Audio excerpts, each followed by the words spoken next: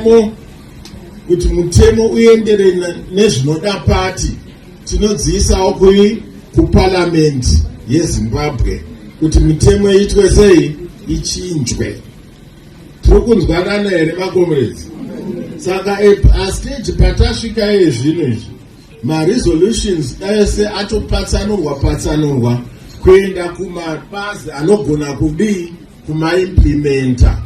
Naiyoyo resolution number 1 yatokandwa kune legal team nekuparliament for implementation. There is no reverse gear. Manzwa here? So kana muchitukirira nokudii muchisvika kuti pane chichachinja, hapana chinodini? Igear forward. Mota yacho yamakwira iyi haida reverse, inongori negear rokuenda mberi.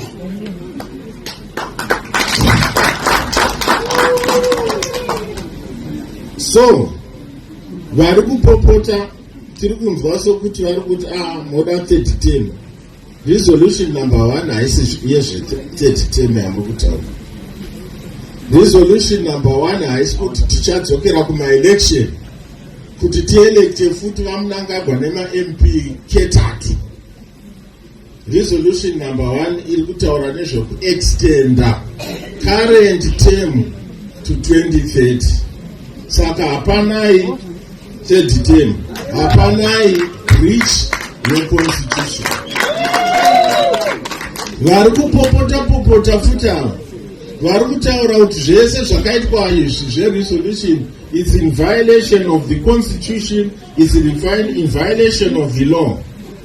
Hapana mutemo wachiorwa, hapana constitution yadini yachiorwa, nokuda kwokuti hapana ichachinja, hapana ichaimplementa.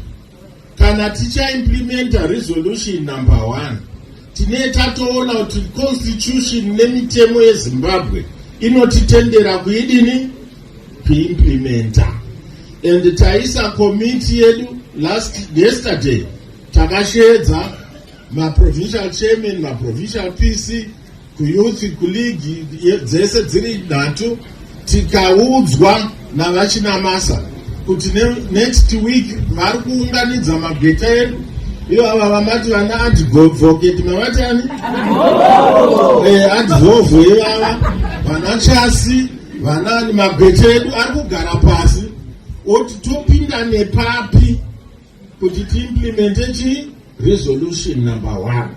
So the legal team is now seized with the matter. Parliament is also looking at all the laws, the constitution of Zimbabwe, electoral act yeZimbabwe, vachitsvaga kuti isu separliament toitawo sei kuti tiimplemente resolution number 1. Saka ndinoshama kuti mumwe anenge amwe hake mutoriro wake kana kuti aputa mbanje, apa futi hausi lawyer, apa futi mabhuku mashoma, asi une uchingobobota uchitaura kwausina kuswera. Siyai nyanzvi dzidini dzitaure, siyai nyanzvi dzakaitira kuchikoro mabhuku iwawa omutemo dzitaure, kwete imwimwewo vanongoti vabva kubhawa unoda kutaura, vabva kupi unoda kutaura, pasi nazvo. Chimwe chondoda kutaura ndechokuti